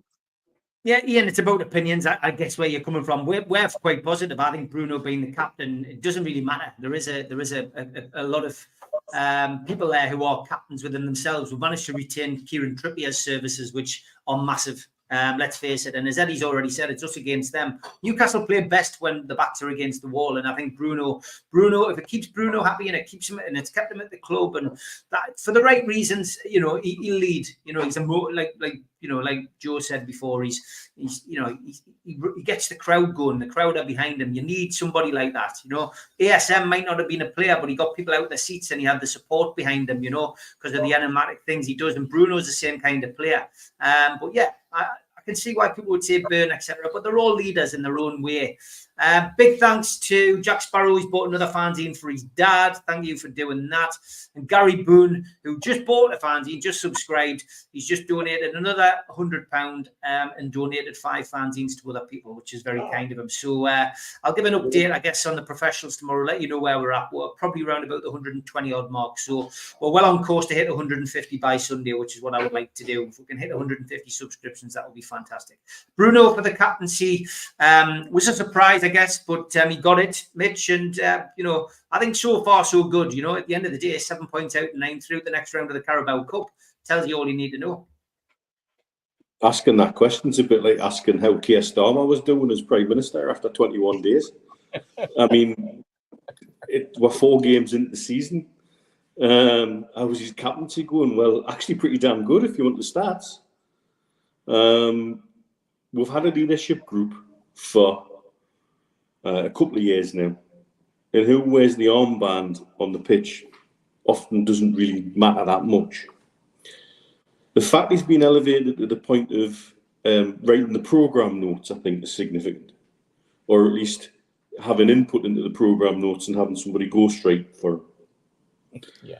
The other thing Barry mentioned in the comments there was they doesn't see what he motivating the team on the pitch. Well, the man who celebrates throw-ins like he's won the World Cup, that one, he's not motivating the team. You know, and if you really want to see what the captaincy means to him, please seek out. You did an interview with Brazilian TV, him and Joe Linton. I think most of it's in English, some of it's in Brazilian Portuguese. And he talks about having sleepless nights, thinking about what he's got to say to the team the next day, and the honour and the passion and all of that. I think it's worth watching if you want to understand really what that armband means to him. It's a hell of a thing. English isn't his first language. He's still not what you would probably call fluent. So to have him in a position where he has to express certain feelings, I bet anybody in that dressing room who's a Brazilian Portuguese speaker is probably chipping in.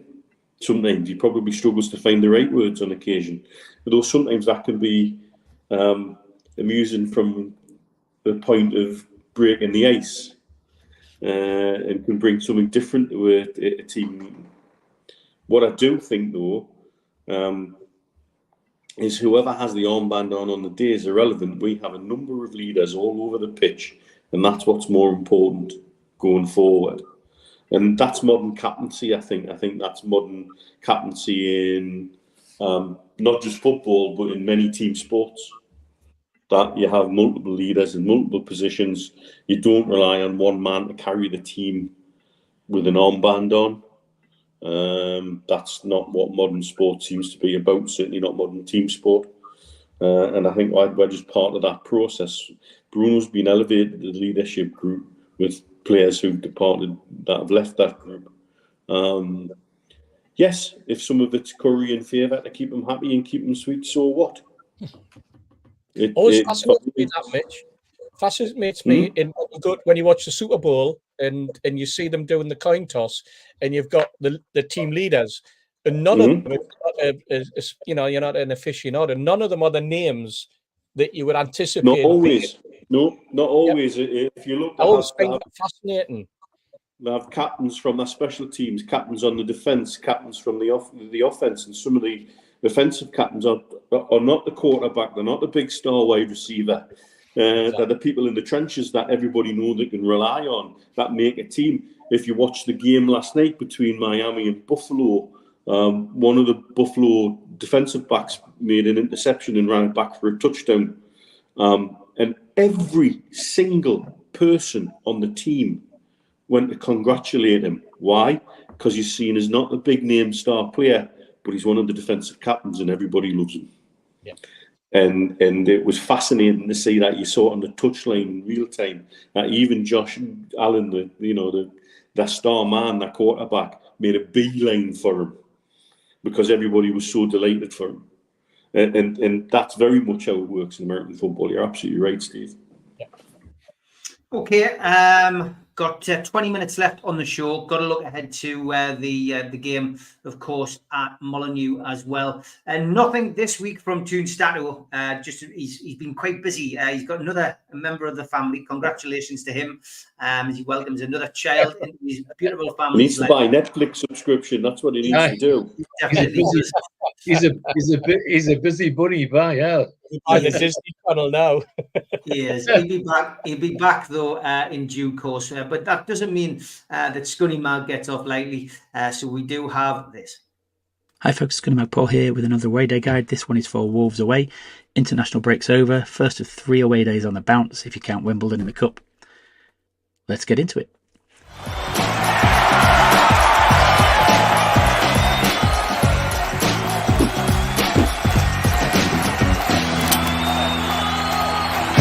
Okay, so Wolves. If you head in there and train, you're going to be going through Wolverhampton Station. If you are coming through Birmingham, it takes roughly 20 minutes, depending on the service you catch. If you're driving, though, you can head for the Whitmore Hill car park, which is the club recommended one. It's just at the south side of the stadium. It's in front of the stand. It's about 3 minutes walk to the away turnstiles from there. Your postcode for that is Whiskey Victor 1 for Romeo uniform. And your what 3 words for the entrance driving in is survey person labels. There's also quite a lot of other local authority car parks around that area. Wolverhampton itself is one of the grounds with the most pubs within half a mile of it, which is a real shame because they just don't let away fans in. The Blue Brick pub is the only away fan friendly pub in Wolverhampton on a match day. Your what 3 words for the walkway to find it is Noises Shack Meals, and you'll find it's full, well staffed.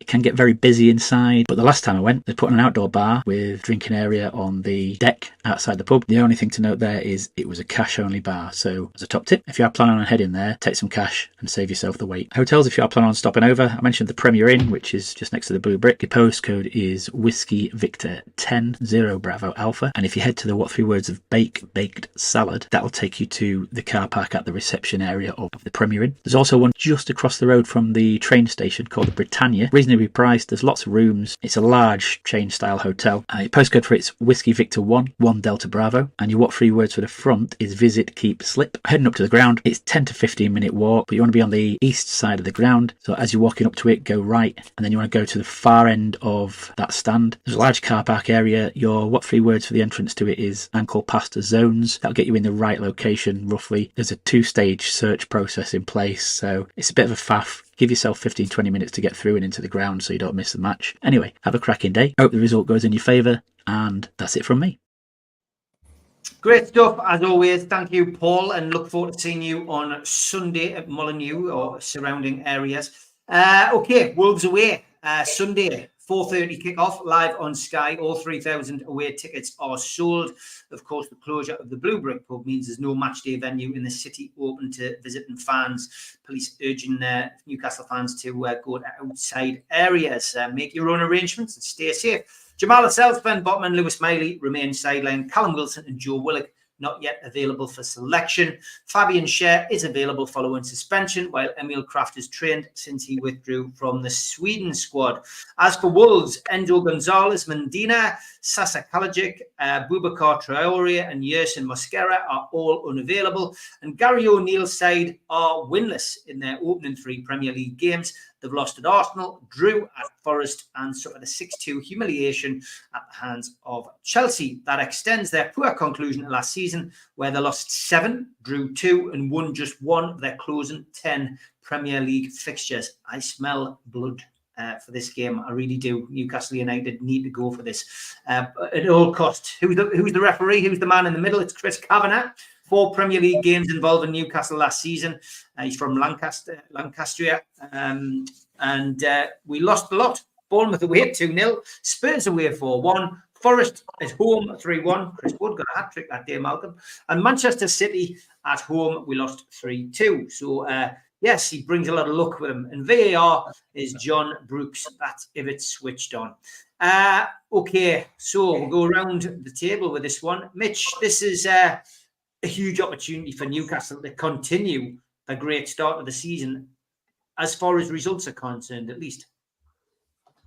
Yeah, and an opportunity for those who've been away to come back. They all seem like they've had enjoyed international trips and had good experiences and played well.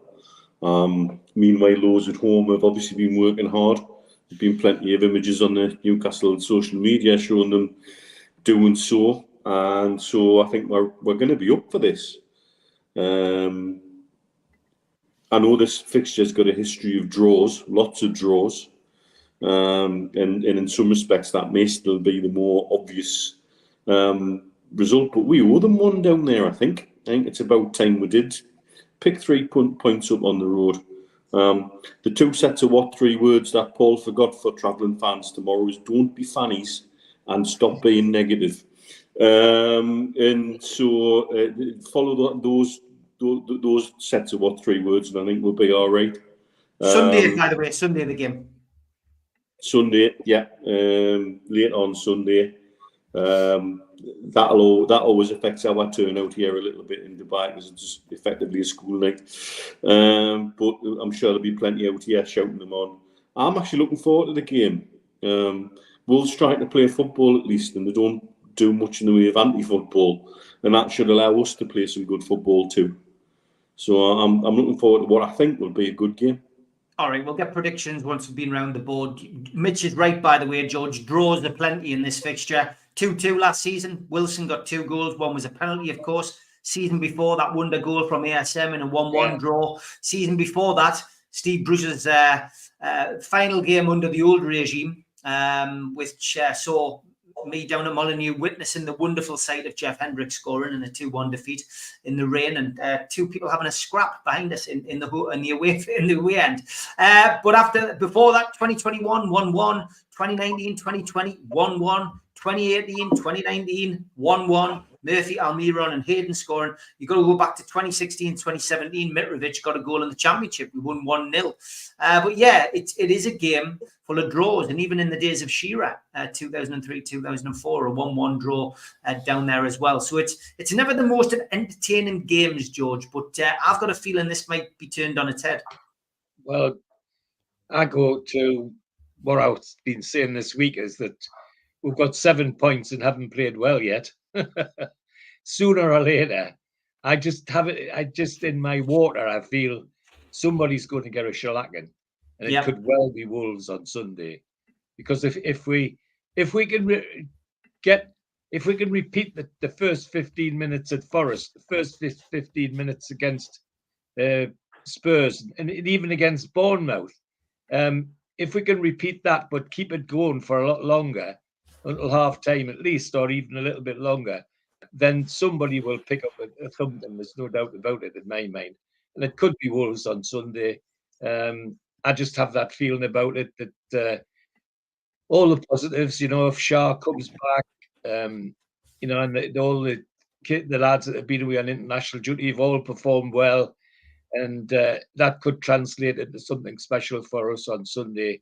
So I'm looking forward to Sunday, and I think it'll be a better game, but a very positive game for Newcastle United. Big shout out to Michael Rayner. He's already subscribed to the fanzine. It's Michael from Portishead. He's just bought 10 more and just says, just keep the money. Says another 200 quid in the pot there as well. I've also just had an interesting message from Bev about like the cost of the minibus, etc., which I'll keep to myself for now. But there is she sent us an interesting message about someone who deals in minibuses, and it's actually somebody who I interviewed on the podcast during lockdown. Not a villain, I hasten to add.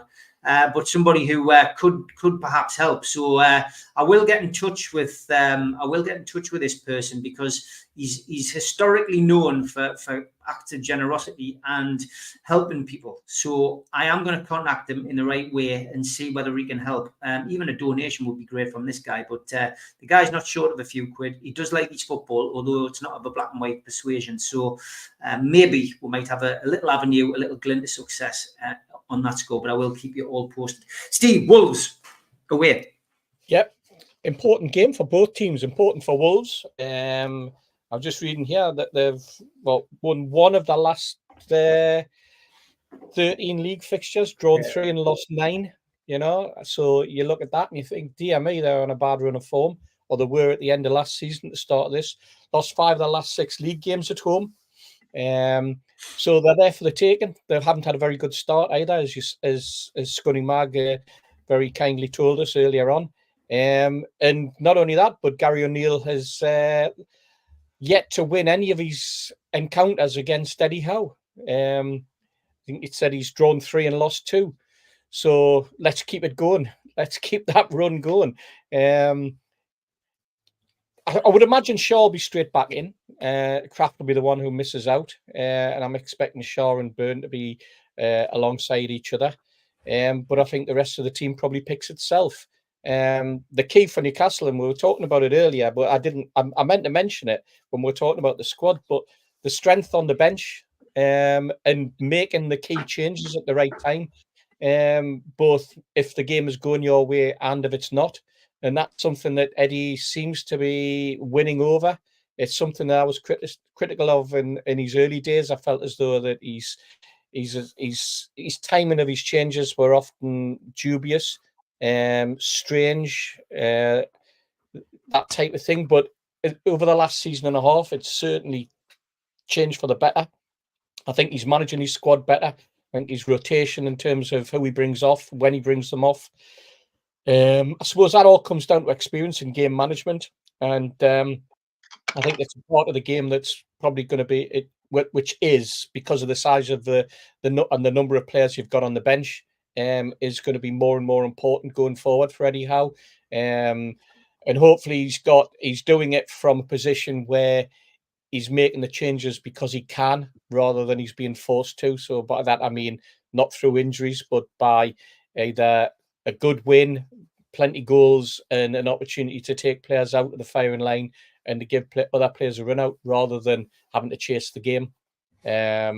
It's always good when you can do that, and it's always good, especially when you're 2 or 3 goals up and you're bringing on a Willock to go and chase a couple of more goals, for example. I always find that good, and it was the same when you had Wilson on the bench, and you could remove Isak and think, right, well, you've done a good 60 minutes where the game's won, and we're bringing on a player who can equally put the ball in the back of the net with ease. So, but I think Sunday is an important game for both teams, but I think it's probably more important for a win for Wolves than it is for us, and I'd be happy with a draw personally. Okay, Joe, as always, we come to you, and you do have your tips lined up, so would you like to give you a little intro?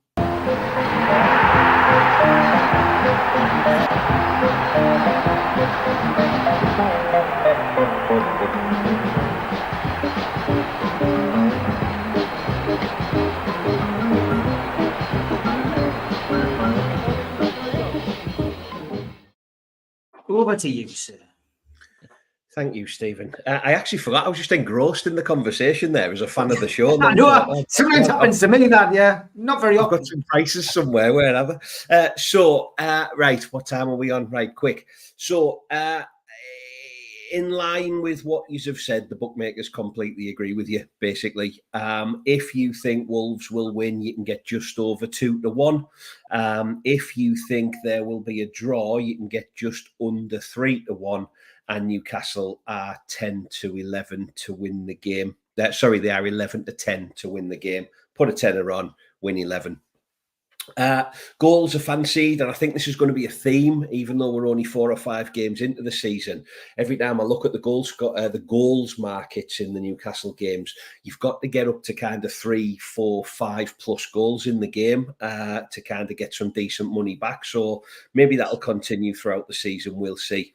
In terms of the goal scorers, there's absolutely no surprise again that Alex Isak, Harvey Barnes, Anthony Gordon all lead the anytime goal scorer market.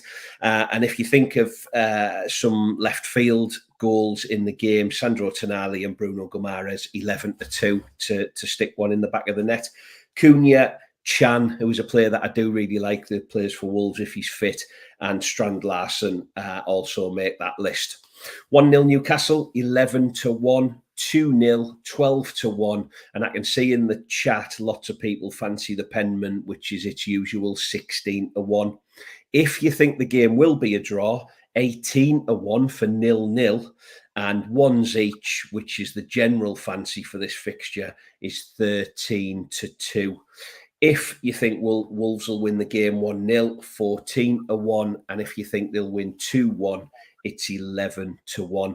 I wasn't on the show last week. I wanted to celebrate. I hope everybody got on the Joe Linton and Sean Longstaff yellow cards in the Tottenham game to get some decent money. I certainly did.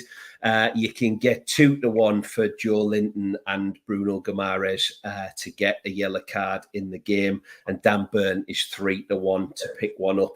Barry, I noticed a couple of people are mentioning Alexander Isak scoring a hat-trick. I did actually write it down. It is 20-1. I think the only certainty for this game is that Jason Tindall will batter the Wolves manager, because I really can't stand him, and I hope we absolutely slaughter them. I'm not a fan of Gary O'Neill at all. So yeah, watch what you're doing with your money. Please bet sensibly. Get it on Newcastle, because we'll win. Yeah, just lots of people going on about the YouTube ads. I have to keep repeating myself. It's the only way the channel makes money, and it tends to help us out when we go for a drink, lads. A much-earned drink when the lads are over. And believe you me, Malverno wine is quite expensive, and we drink a lot of it, as you've seen on a show once or twice. But yeah, the adverts, please suffer them, because it does help us. We don't charge for the show, which some people put it behind the paywall. I've seen lots of people do that. Some people beg for money in the chat. The only time we do that is for charity, and charities which quite notably make money from us, and we help out. Dementia Matters being the main one this time round. But please, stick with us and do what I say with regards to the ads. Please help us out. It's the only way that we can generate any income, and things do need to be paid for with this. Okay, predictions, and then we'll play out as usual with a couple of little extras. But yeah, Mitch, give us your dice and then your prediction. So the dice says 2-1 to Newcastle. Get in. Yes, and your prediction? And I'll stick with the same. 2-1. That's what I've gone for as well. 2-1. I predicted that. As you know, I usually predict it on Supermac and Gibbo's show. Get well, Supermac. By the way, he's not in a great way with his back. He's in agony. In fact, to get well, pal. George, prediction? I'm still Mr. Positive. I've got a feeling that we'll wake up this Sunday and it'll be 3-0. And in all the newspaper rubbish that we've had to put up with this week, there was one little gem I meant to mention before. Are you lads as upset as I am that Sol Campbell hasn't been given a knighthood? Because he's bloody upset about that. He really is. Classic. So you're going for 3-0, George. Steve, what you going yes, for? Yes. Yeah, 3-0. I'll be happy with a 1-1 draw, but I was going to go for 2-1. Victory in Newcastle. Okay. And Joe? Newcastle win 2-0. 2-0 as well. It's all positive, you see in the chat. Get well, Supermac. Supermac needs a new super back. You're right there. Get well, Supermac. Lots of goodwill messages coming in for him. He is laid up. He's not in a great way. Can't even get to the games anymore, which is a crying shame. Okay, first up, the music you all know and love.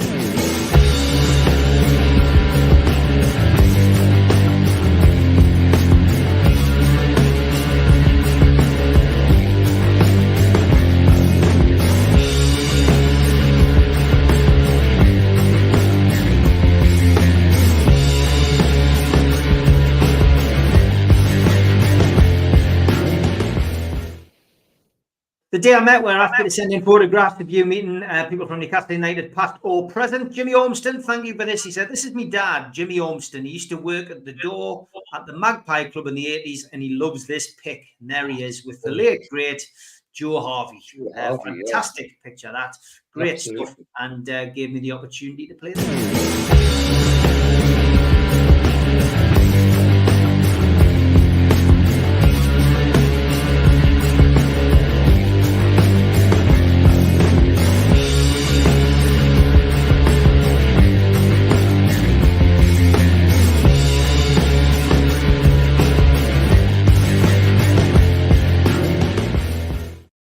And holding the show up, as he always does, Elliot Slessor.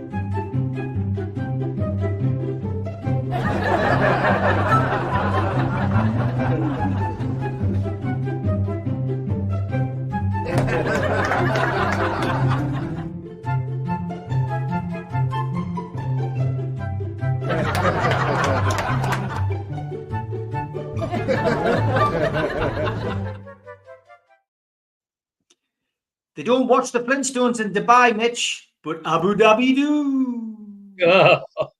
Oh dear. Excellent. Yeah, that. Back at 5 o'clock tomorrow for something a bit more professional. The professionals. But for now, good night. Enjoy the match on Sunday. Thanks to George. Thanks to Borough Mag. Thanks to Steve. Thanks to Mitch. Thanks to you. If you're on Twitter, subscribe on YouTube and UFC Matters. 7 shows a week. See you tomorrow. Take care, lads. Thanks for watching, everybody. Thank you.